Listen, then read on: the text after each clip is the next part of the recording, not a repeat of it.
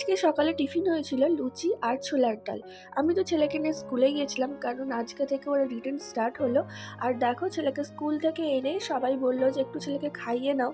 তো আমিও ভাবলাম, তার কারণ হচ্ছে পুজো দিতে যাব, অনেকটাই দেরি হবে, তো ওর জন্য দুটো লুচি এনেছিলাম। কিন্তু ও খায়নি পুরোটা, তো ওকে খাইয়ে দিচ্ছে। আর এখানে দেখো, এটা আমার ভাগ্নি হয়, ও বসেছিল, ও লজ্জা পাচ্ছিল। তো আর তারপরে দেখো, বাড়িতে লোকজন আসবে তাই একটা সুন্দর চাদর সবাই পাতে। তো আমিও দেখো একটা সুন্দর চাদর বের করেছি, এটা এটা কিন্তু একদমই নতুন। এই বেডশিটটাও কিন্তু ডাক্তারবাবুর অফিস থেকেই, মানে কোম্পানি থেকেই দেওয়া হয়েছে।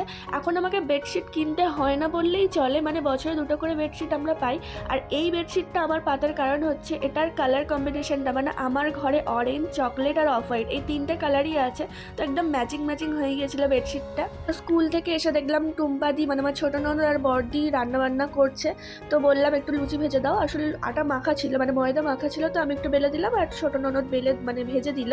তো ছেলেকে খাইয়ে দিলাম, খাইয়ে দিয়ে ছেলেকে স্নান করিয়ে আমিও চলে এলাম স্নান করতে। স্নান টান হয়ে গিয়েছে, দেখো এবার যাবো পুজো দিতে, কারণ অনেকটা বেলা হয়ে গিয়েছে। আমি মানে সবার লাস্ট গিয়ে পুজো দিয়েছি। আমি যদি আরেকটু দেরি করতাম তাহলে আর আমার পুজো দেওয়া এবারে হতো না।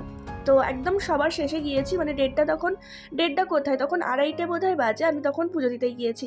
তো আমি তো বাড়িতেই এলাম 12:30 পৌনে 1টায়। আর এটা হচ্ছে আমাদের বড় জামাইবাবু, তোমরা তো চেনোই। আর এই যে বড়দি আলতা পড়ছে, আসলে বড়দি ডন্ডি খাটবে, তো সেই কারণে বড়দি আর ওই যে আর একটা ননদ ও ডন্ডি কাটবে, তো সেই কারণে ওরা দুজনে আলতা পড়ছে। আর আমার তো আলতা পরারও সময় ছিল না, মানে দেখো এখানে ডন্ডি কাটা শুরু হয়ে গিয়েছে আর আমি দেখো পুজো দিয়ে বেরোচ্ছি। মানে আমি তখন পুজো দিচ্ছি, তখনই কিন্তু ডন্ডি কাটছি। আর ঠাকুরমশাই বলছেন যে এই পুজোটাই লাস্ট, আর কিন্তু এখন পুজো হবে না।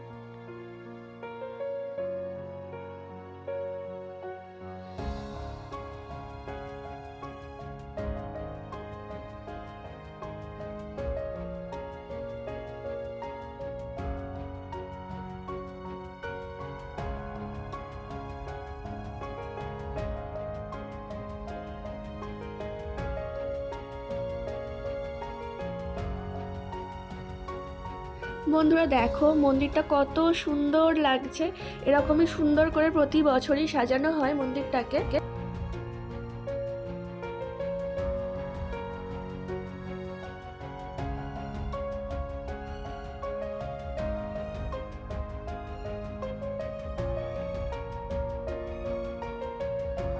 তোমার তো দেখলেই রান্না বান্না সব শুরু হয়ে গিয়েছে। তার কারণ হচ্ছে বিকাল 5টার মধ্যে কিন্তু মালসা ভোগ বেরোবে, তো সেই কারণেই সব রান্না বান্না শুরু হয়ে গিয়েছে।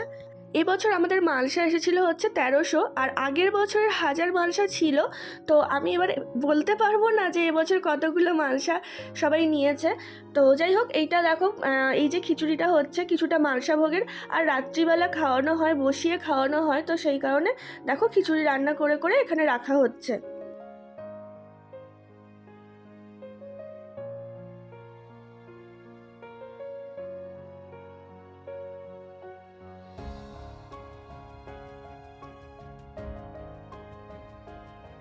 তো দেখো, মালসা নিয়ে চলে এসেছে, কারণ বোনও চলে যাবে আর আমার দুই বান্ধবীও চলে যাবে। দুই বান্ধবী এক্ষুনি বেরিয়ে যাবে আর বোন একটু পরে বেরিয়েছে। তো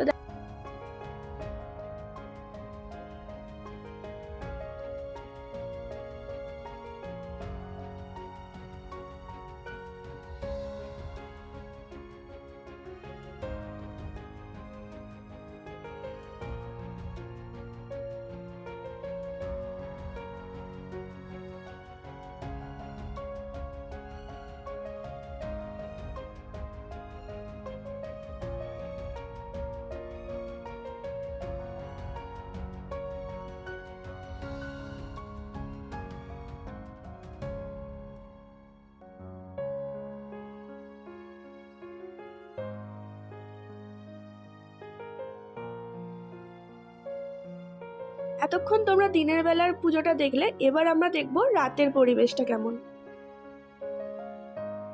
তো বন্ধুরা, এই যে এত সুন্দর আয়োজন, সবই মায়ের কৃপা এবং সকল ভক্তের ভালোবাসায় আরও সুন্দর হয়ে ওঠে।